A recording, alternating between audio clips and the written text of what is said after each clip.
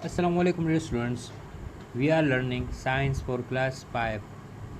बच्चों अपने previous class में हमने 5 किंगडम क्लासिफिकेशन स्टार्ट किया था। 5 किंगडम क्लासिफिकेशन के अंदर हमने सिर्फ 2 ग्रुप्स डिस्कस किए थे, किंगडम मोनेरा और किंगडम प्रोटिस्टा। किंगडम मोनेरा ये सबसे सिंपलेस्ट लिविंग ऑर्गेनिजम्स हैं, ये यूनिसेलुलर होंगे। इसके एग्जांपल्स में बैक्टीरियाज और साइनोबैक्टीरियाज शामिल हैं। किंगडम मोनेरा सबसे सिंपलेस्ट लिविंग ऑर्गेनिजम्स हैं, यूनिसेलुलर होंगे। इस तरह एग्जांपल्स में बैक्टीरियाज और साइनोबैक्टीरियाज शामिल हैं। उसके बाद हमने प्रोटिस्टा पढ़ा था। प्रोटिस्टा ये यूनिसेलुलर, कॉलोनियल और मल्टी सेलुलर होंगे। इनमें ये तीनों टाइप्स पाए जाते हैं। इसी तरह बास प्रोटिस्टाज ये एनिमल्स लाइक बिहेव करते हैं, जबकि बास प्रोटिस्टाज ये प्लांट्स लाइक। प्रोटिस्टा के बाज़ मेंबर्स में एनिमल्स लाइक खुसूसियात पाए जाएंगे, जबकि बास प्रोटिस्टाज में प्लांट लाइक। आज हम kingdom Panjai and kingdom animalia पढ़ेंगे। आज हम जानेंगे कि किंगडम पंजाई क्या है और किंगडम एनिमेलिया। बच्चों ये कीवर्ड्स अब आपने याद रखने हैं। Filamentous, filamentous means thread like, वो चीज़ें जो कि धागों की तरह हो उसे हम फिलामेंटस कहते हैं। Filamentous mean thread like. Moist, moist हम गीली जगह को कहते हैं, वो जगह जो गीली हो उसे हम मॉइस्ट कहते हैं। डैम्प, डैम्प डार्क शेडो जगह के कहते हैं, वो जगह जहाँ पर डार्क शेडो हो, ठीक है, जहाँ सूरज की रोशनी न पहुँचे उस जगह को हम डैम्प कहते हैं। डेड मैटर, जब प्लांट या एनिमल मर जाए तो उसे हम डेड मैटर पर कहते हैं। जब प्लांट्स या एनिमल मर जाए तो उसे हम क्या कहते हैं? Dead matter. Vertebral column, vertebral column रीढ़ की हड्डी को कहते हैं।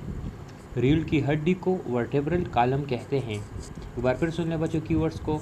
Filamentous, filamentous mean thread like, यानी जो धागों की तरह हो। मॉइस्ट, मॉइस्ट मीन गीली। डैम्प, वो जगह जहाँ सूरज की रोशनी न पहुँचे। डेड मैटर, डेड मैटर जब प्लांट्स या एनिमल्स मर जाए तो उसे हम डेड मैटर कहते हैं, मरा हुआ मादा, ठीक है। वर्टेब्रल कॉलम, रीढ़ की हड्डी को वर्टेब्रल कॉलम कहते हैं, यानी बैकबोन को हम वर्टेब्रल कॉलम कहते हैं। किंगडम पंजाई, किंगडम पंजाई में मौजूद ऑर्गेनिज्म ये यूनिसेलुलर या मल्टी सेलुलर होंगे, यानी इसमें यूनिसेलुलर ऑर्गेनिज्म भी आते हैं और मल्टी सेलुलर भी। ये थ्रेड्स लाइक होंगे, यानी ये धागों की तरह होंगे।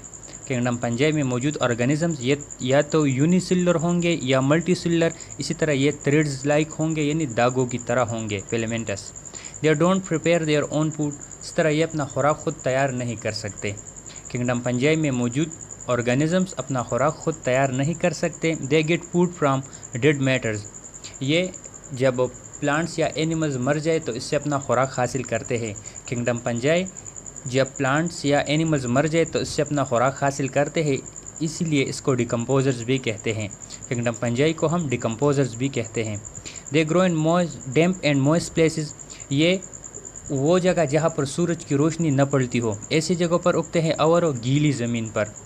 दे काज डिजीज़, इसी तरह ये जानदारों में बीमारियाँ भी फैलाते हैं, ठीक है। इसके एग्जाम्पल में यीस्ट और मशरूम शामिल हैं। ये यीस्ट है, आप देख ले इस ब्रेड को, अक्सर आपने देखा होगा जब ब्रेड को हम बहुत देर के लिए रखते हैं तो उस पर ऊन की तरह के थ्रेड्स लाइक स्ट्रक्चर नमूदार हो जाते हैं, वो पंजाई होती है। और इस तरह ये मशरूम है, मशरूम के बाज़ अक़साम हम खाते भी हैं। सो किंगडम पंजाई ये यूनिसेलुलर या मल्टी सेलुलर होंगे, ये धागों की तरह होंगे, अपना खुराक खुद तैयार नहीं कर सकते, इसलिए ये अपना खुराक डेड मैटर से हासिल करते हैं। ये डैम्प एंड मॉइस्ट प्लेसेस में उगेंगे और इसके बाद जो अक़साम है वो बीमारियां भी फैलाते हैं। इसके एग्जांपल्स में यीस्ट और मशरूम शामिल हैं। आप देख ले ये भी पंजाई हैं, ठीक है। Now kingdom animalia, kingdom animalia में तमाम जानवर आते हैं, ठीक है। हमारे ज़मीन पर जितने भी जानवर हैं, ख्वाह वो बर्ड्स हो, फिशेस हो या और तरह के एनिमल्स हो, तमाम जानवर ये किंगडम एनिमेलिया में शामिल हैं। किंगडम एनिमेलिया में मौजूद जानदार ये मल्टी सेलुलर होंगे, यानी ये हज़ारों सेल्स से मिलकर बने होंगे। हम ह्यूमंस भी इसमें शामिल हैं। They can not prepare their own food, ये अपना खुराक खुद तैयार नहीं कर सकते। किंगडम एनिमेलिया अपना खुराक खुद तैयार नहीं कर सकते, इसलिए ये जो अपना खुराक है वो प्लांट से हासिल करेंगे, ठीक है, डायरेक्टली और इनडायरेक्टली। ये तो या डायरेक्टली प्लांट्स को खाएंगे जिस तरह के हम वेजिटेबल्स को खाते हैं, या ये दूसरे एनिमल्स को खाएंगे, ठीक है। इसमें ह्यूमंस भी शामिल हैं। सो एनिमेलिया में मौजूद जानदार ये मल्टीसेलुलर होंगे, इस तरह ये अपना खुराक खुद तैयार नहीं कर सकते। हम ह्यूमंस भी किंगडम एनिमेलिया में शामिल हैं।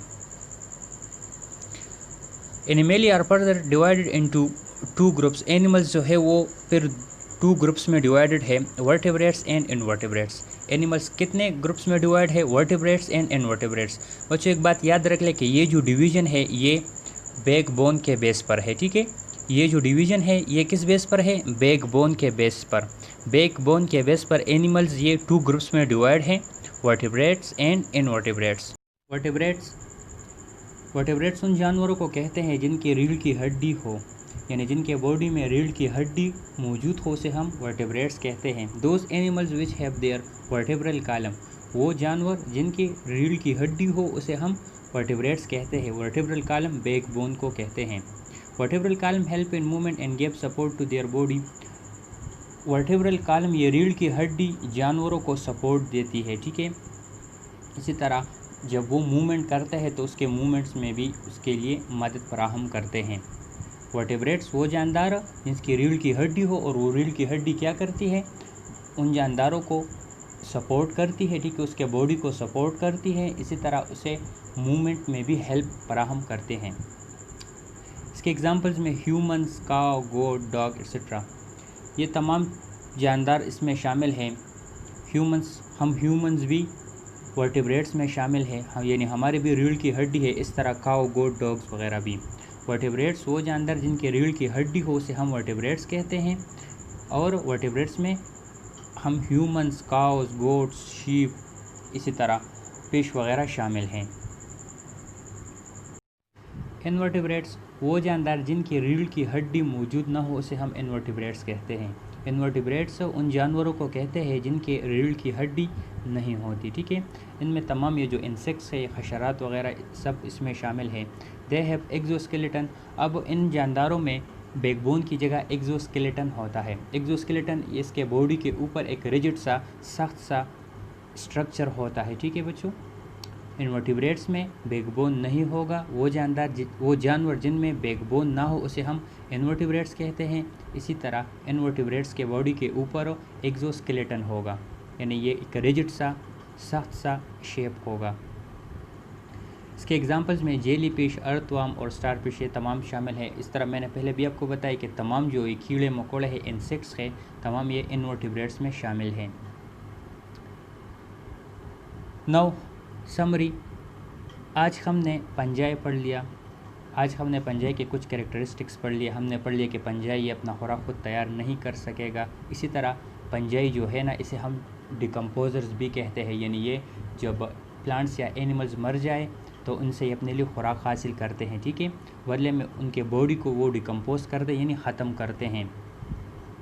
इसी तरह हमने एनिमल्स भी पढ़ लिया। हमने पढ़ लिया कि एनिमल्स ये किस तरह होंगे, मल्टी सेलुलर होंगे, इस तरह ये अपना खुराक खुद तैयार नहीं कर सकेंगे। एनिमल्स में हमने फिर इसके 2 ग्रुप्स पढ़ लिए, वर्टिब्रेट्स एंड इनवर्टिब्रेट्स। वर्टिब्रेट्स वो जानवर जिनके रीढ़ की हड्डी मौजूद हो उसे हम वर्टिब्रेट्स कहते हैं। वो जानदार जिनके बॉडी में रीढ़ की हड्डी मौजूद ना हो उसे हम इनवर्टिब्रेट्स कहते हैं। सो आज हमने 2 ग्रुप्स पढ़ लिए, पंजाई एंड एनिमल्स। और एनिमल्स के भी फिर 2 ग्रुप्स थे, वर्टिब्रेट्स एंड इनवर्टिब्रेट्स। अब बच्चे असाइनमेंट्स आपने कंप्लीट करने हैं। What are vertebrates and invertebrates? Invertebrates और वर्टिब्रेट्स ये किसे कहते हैं? वर्टिब्रेट्स और इनवर्टिब्रेट्स किसे कहते हैं? हमने पहले डिस्कस कर लिया ना कि एनिमल्स के 2 ग्रुप्स हैं। Animals are divided on the basis of their backbone into 2 groups, they are vertebrates and invertebrate. So आपने वर्टिब्रेट्स और इनवर्टिब्रेट्स के डिफिनीशंस ये लिखने हैं विद एग्जांपल्स। आपने वर्टिब्रेट्स और इनवर्टिब्रेट्स के डिफिनीशंस लिखने हैं, ठीक है बच्चों, एग्जांपल्स के साथ। Thank you and वस्सलाम।